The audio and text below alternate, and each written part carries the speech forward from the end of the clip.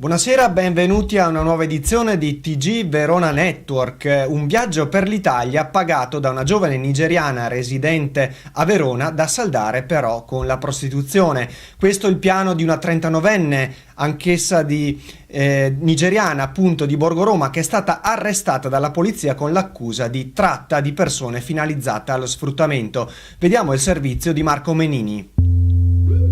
Tratta di persone finalizzata allo sfruttamento. Rischia fino a 20 anni Ode Unice, nigeriana di 39 anni, residente a Borgo Roma, che si è resa autrice di uno sporco affare. Tutto ha inizio in Nigeria, dove una ragazza 22enne sceglie di venire in Italia, ma il prezzo da pagare per il viaggio è troppo caro. La cifra si aggira infatti sui 25.000 euro. La ragazza entra così in contatto con un connazionale che le propone uno scambio con Ode Unice. Il viaggio lo avrebbe pagato lei. In cambio però la ragazza, una volta arrivata in Italia, avrebbe dovuto saldare il debito prostituendosi. La 22enne accetta, ma prima di intraprendere il viaggio è costretta a siglare l'accordo con un rito voodoo.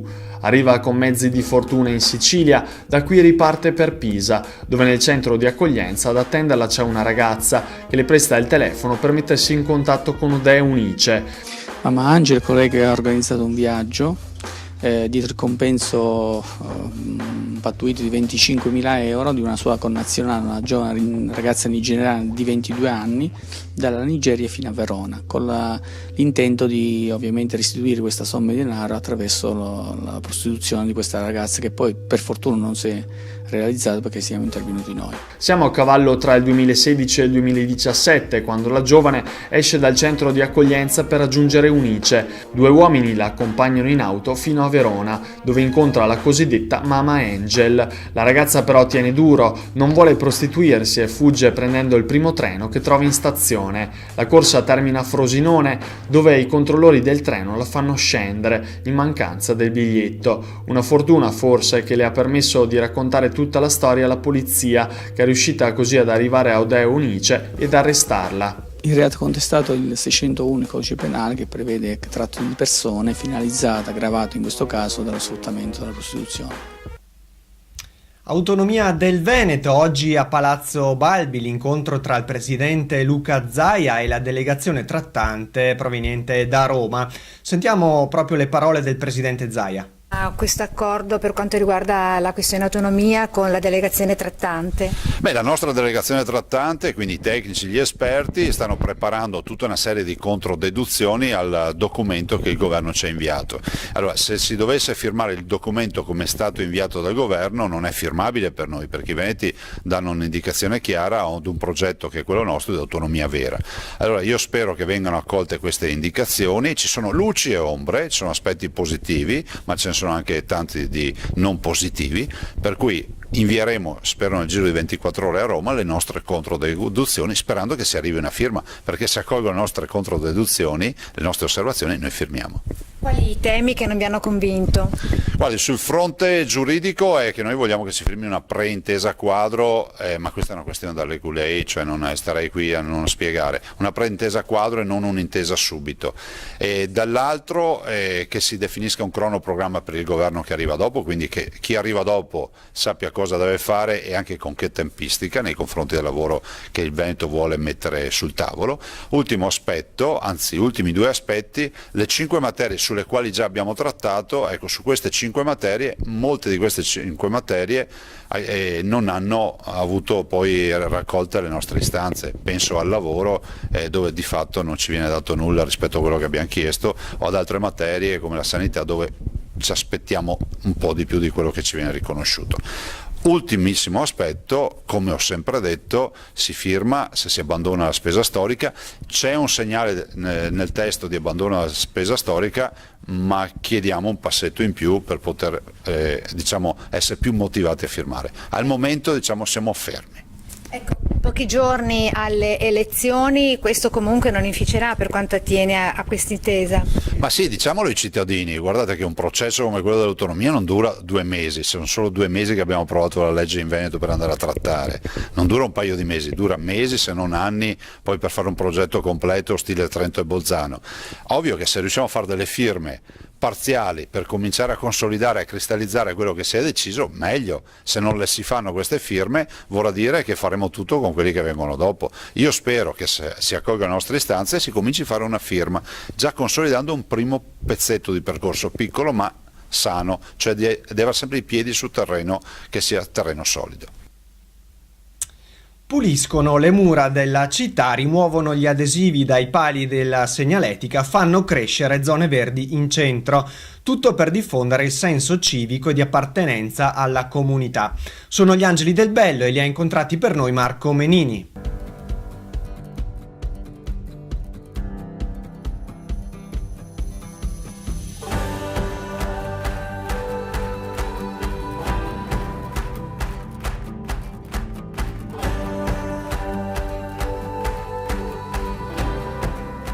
Facciamo tutto questo perché l'obiettivo finale è concorrere alla modifica del rapporto tra cittadino e sua città.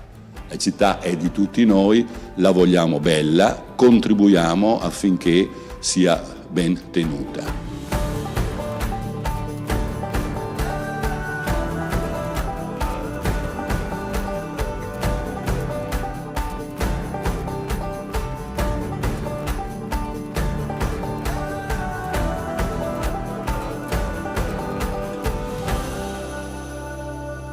Non è richiesto un impegno costante, né è richiesta una particolare abilità, perché noi stessi poi abbiamo dei corsi di formazione sulla base delle varie esigenze.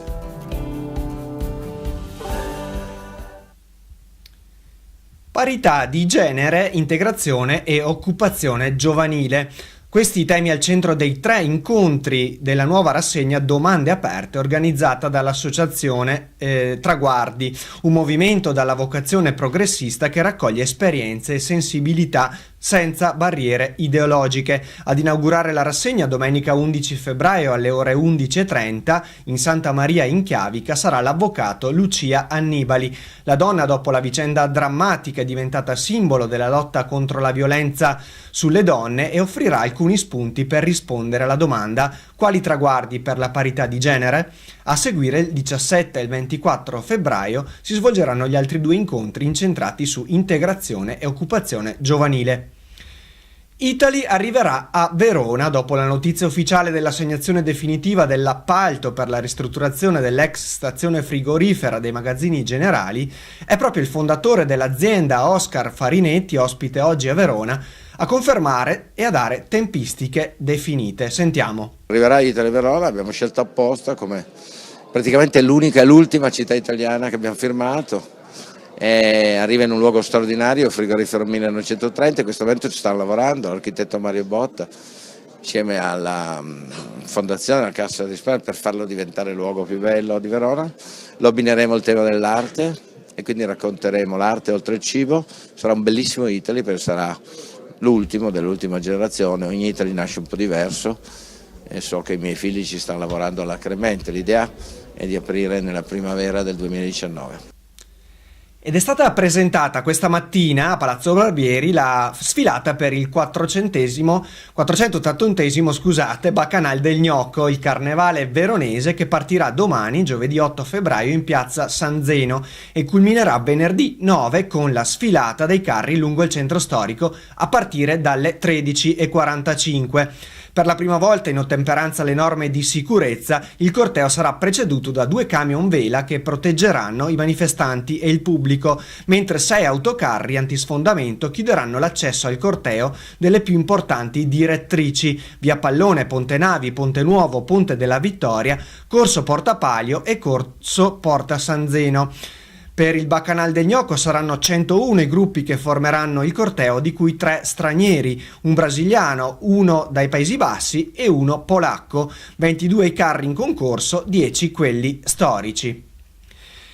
E passeggiata nei musei civici veronesi, biciclettata in maschera e percorsi a piedi alla scoperta delle mura della città e visite gratuite all'area archeologiche di Scorte e Sgarzeria. Sono queste le principali novità per il terzo Mobility Day, in programma per domenica 11 febbraio dalle 10 alle 19. La terza delle 6 domeniche a piedi vede arricchirsi ulteriormente programmi di iniziative, tutte gratuite volute dall'amministrazione. Approfittiamo della concomitanza con i festeggiamenti del Carnevale per far sì che il Mobility Day di domenica diventi occasione di festa e partecipazione di bambini in maschera. Ha concluso così appunto la conferenza stampa l'assessore all'ambiente del Comune di Verona. E domenica in Arsenale dalle 10 alle 19 torna anche il Festival dell'Handmade, il luogo dove poter trovare vestiti, gioielli, borse, oggetti per la casa e molto altro, tutto rigorosamente fatto a mano. Vediamo i dettagli nel servizio di Marco Menini.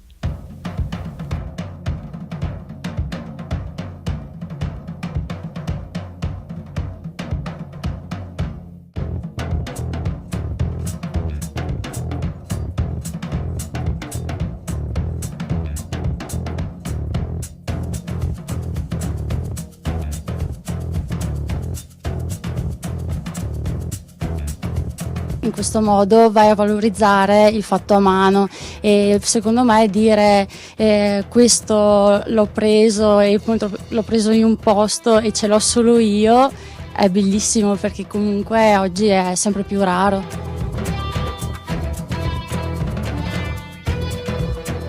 Io prima creo nella mia mente un disegno, chiamiamolo così, dove immagino appunto questi creativi, queste creazioni molto variegate.